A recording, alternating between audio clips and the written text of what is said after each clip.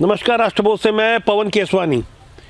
आने वाली 3 मई को 5 राज्यों के चुनाव के परिणाम आने के बाद क्या छत्तीसगढ़ के मंत्रिमंडल में बदलाव होगा? सियासी गलियारों में इस बात की चर्चा जोरों पर है कि क्या विजय शर्मा भाजपा के राष्ट्रीय महामंत्री बनाए जा सकते हैं। मौजूदा दौर की भारतीय जनता पार्टी में कुछ भी संभव है।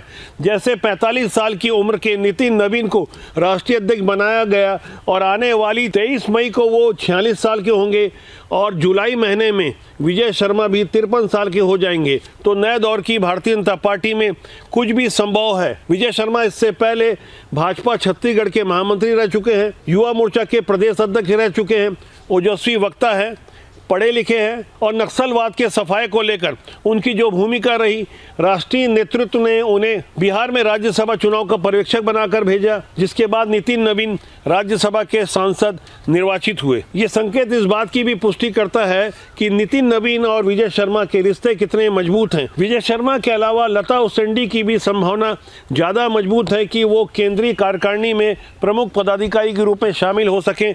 वैसे लता उसेंडी पहले भी राष्ट्रीय उपाध्यक्ष रहीं, 10 साल तक मंत्री रहीं। आदिवासी नेत्री होने के अलावा महिला होना उनकी संभावनाओं को प्रबल बनाता है। गहराई से समझने वाली बात यह है कि इससे पहले सरोज पांडे को राष्ट्रीय राजनीति में काफ़ी महत्व दिया गया, सरोज पांडे को बार बार मौका भी दिया गया, लेकिन मौजूदा दौर में नए प्रयोगों के लिए जाने जाने वाली भारतीय जनता पार्टी छत्तीसगढ़ के संभावित मंत्रिमंडल बदलाव को लेकर भी काफ़ी बड़ी पहल कर सकती है। 2.5 साल की सरकार के रिपोर्ट कार्ड को केंद्रीय नेतृत्व आईबी की रिपोर्ट के अलावा अपने स्तर पर मिली हुई रिपोर्टों पर भी गौर कर रहा है। मौजूदा समय में सरकार की छवि अगले विधानसभा चुनाव यानी 2028 की दशा दिशा तय करेगा। जिन भी राज्यों में चुनाव होता है, ऐसा देखा गया है कि भारतीय जनता पार्टी बहुत पहले से और बहुत लंबी तैयारी के साथ काम करना शुरू करती है। ग्राउंड जीरो पर जो भी रिपोर्ट सामने आ रही है उसमें कई मंत्रियों के विभागों के लिए अच्छी खबर नहीं है। पिछले विधानसभा चुनाव के अप्रत्याशित परिणामों को लेकर ये कहा जाता है कि महतारी वंदन योजना गेम चेंजर साबित हुई। छत्तीसगढ़ की करीब 70 लाख महिलाओं को 1000 रुपए उनके खाते में जमा कराने वाली स्कीम निर्बाध रूप से बहुत अच्छी चल रही है। लेकिन जिस महिला बाल विकास विभाग से ये राशि प्रदान की जाती है, उसी विभाग को लेकर लगातार उंगलियां उठती रही है। हाल में ही 5.5 मीटर की साड़ी वाला एक वीडियो सोशल मीडिया में तेजी से वायरल हो रहा है। बताया जा रहा है कि जिस गुणवत्ता की ये साड़ी सप्लाई की जानी चाहिए थी, उसका कलर भी उतर रहा है, क्वालिटी भी खराब है। ऐसे में सरकार की बेहतर क्वालिटी के लिए तत्काल एक्शन लेने की पहल की गई। लक्ष्मी रजवाड़े आई तो थी कुशाभाऊ ठाकरे परिसर यानी छत्तीसगढ़ के भाजपा मुख्यालय में राजनांदगांव के सांसद संतोष पांडे के साथ जब एक महिला पत्रकार ने उससे कुछ बात करने की कोशिश की तो लक्ष्मी रजवाड़े कुछ असहज नजर आ रही थी। लेकिन बाद में उनका एक बयान सामने आया जहां उन्होंने साफ तौर पर खादी एवं ग्राम उद्योग बोर्ड के ऊपर ये ठीकरा फोड़ दिया, जिसके अध्यक्ष राकेश पांडे हैं। साड़ी की गुणवत्ता वाले मामले में लक्ष्मी रजवाड़े के शब्दों में इनकी बेबसी छुपी है।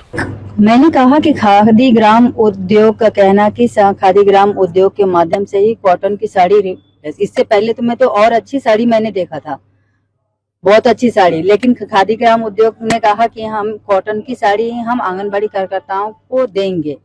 लेकिन वहां से हम ली और जो भी टेंडर में जो भी लोग आए रहे होंगे उनके माध्यम से वितरण हुआ। इनके बयानों से लग रहा है कि 2.25 साल का अनुभव काफ़ी मजबूत हो चुका है। क्या इन्हें और अनुभव दिया जाएगा और मौका दिया जाएगा?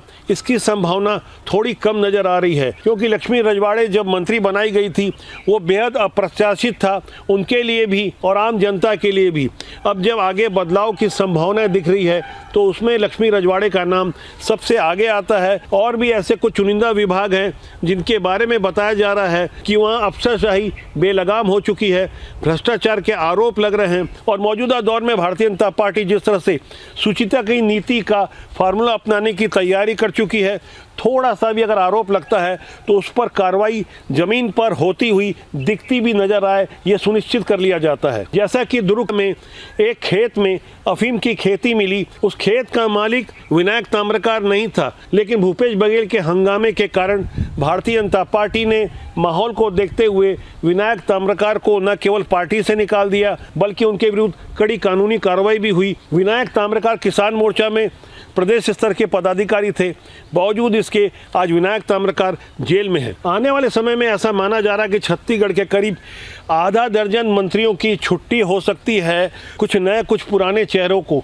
फिर से मौका दिया जा सकता है। ग्राउंड जीरो पर जाकर आईबी यानी इंटेलिजेंस ब्यूरो, जो सीधे केंद्रीय गृह विभाग के अधीन है और गृह मंत्रालय की कमान संभाल रहे अमित शाह, जो कि संगठन शिल्पी जाने जाते हैं, नितिन नवीन को राष्ट्रीय अध्यक्ष बनाने में उनकी अहम भूमिका मानी जाती है। और नितिन नवीन से भी छत्तीसगढ़ की राजनीति में कौन क्या है, किसका क्या कद है, ग्राउंड जीरो पर कैसा क्या काम हो रहा है, ये उनसे कुछ छुपा नहीं है। और उसके बाद जब आईबी की रिपोर्ट मुख्यालय तक पहुंच गई और कारनामों की सही जानकारी सामने आ गई, तो उसके बाद कोई कारण नहीं बचता कि थोड़े भी दागदार कहलाने वाले मंत्री अपने पद पर आसानी से बैठे रहें। यदि बहुत जल्दी भारतीय जनता पार्टी ने आने वाले 2-3 महीनों में मंत्रिमंडल को लेकर बड़ा एक्शन नहीं लिया तो 2028 के विधानसभा चुनाव में भाजपा के लिए छत्तीसगढ़ में मुश्किल खड़ी हो सकती है। यही कारण है कि केंद्रीय नेतृत्व इसे लेकर काफ़ी संजीदा है। जिस तरह की रिपोर्ट आ रही है और आम जनता में ग्राउंड जीरो पर जाकर हमने जो बातचीत की, जो हमारा अपना सर्वे होता है, आम जनता में वैसा फील गुड वाला माहौल नहीं है। जिन परिस्थितियों में नई सरकार बनाई गई थी, भूपेश बघेल की सरकार के विरुद्ध तमाम घपले घोटालों के आरोप थे। कई मामलों में तो साफ तौर पर नजर आ रहा था कि किस तरह से शराब घोटाले जैसे मामले में उस समय की भूपेश बघेल सरकार साफ तौर पर संलिप्त थी। भ्रष्टाचार एक बड़ा मुद्दा था। अब मौजूदा दौर में थोड़ा भी भ्रष्टाचार या घोटाला या रिश्वतखोरी की बातें सामने आती है तो आम जनता सोशल मीडिया में तुलनात्मक अध्ययन प्रस्तुत करती है। मौजूदा दौर में सारी बातों को केंद्रीय नेतृत्व भी समझ रहा है और ग्राउंड जीरो पर तैयारियां भी चल रही है। जिन चेहरों को लेकर काम हो रहा है, 2028 में कुछ नए चेहरे विधानसभा चुनाव में उतारे जाएंगे।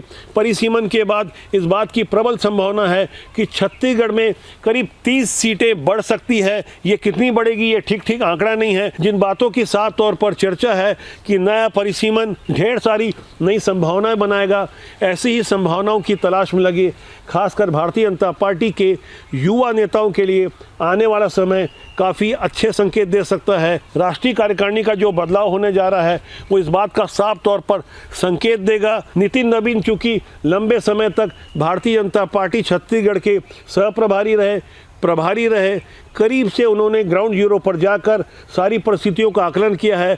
अब तक छत्तीसगढ़ केंद्रीय नेतृत्व के लिए उतना ज़्यादा महत्वपूर्ण नहीं रहा, लेकिन मान के चलिए कि नितिन नवीन के राष्ट्रीय अध्यक्ष बनने के बाद भाजपा का केंद्रीय नेतृत्व अधिक से अधिक छत्तीसगढ़ को महत्व देगा। खासकर युवाओं के लिए बहुत अच्छी खबर आ सकती है। वैसे जब नए बदलाव होंगे तो इसमें कुछ आश्चर्य उतना नहीं होगा जैसे पहले होता था। नितिन नवीन का राष्ट्रीय अध्यक्ष बनना और छत्तीसगढ़ के लिहाज से जिस तरह से नए प्रयोग किए जाते रहे, जब मंत्रिमंडल बनाया गया था तब भी 7 नए चेहरों को जब मौका दिया गया था तब बहुत ज़्यादा हैरानी हुई थी। लेकिन छत्तीसगढ़ भाजपा को अब ऐसी हैरानी की शायद आदत सी पड़ जाए, क्योंकि आने वाले दिनों में कुछ और बड़ी राजनीतिक हलचल होने वाली है।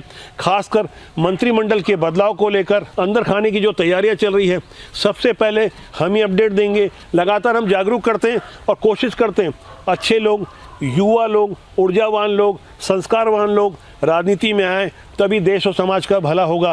राजनीति बुरी नहीं होती, उसमें काम करने लोग अच्छे या बुरे होते हैं। फिलहाल आज के अंक के लिए इतना ही।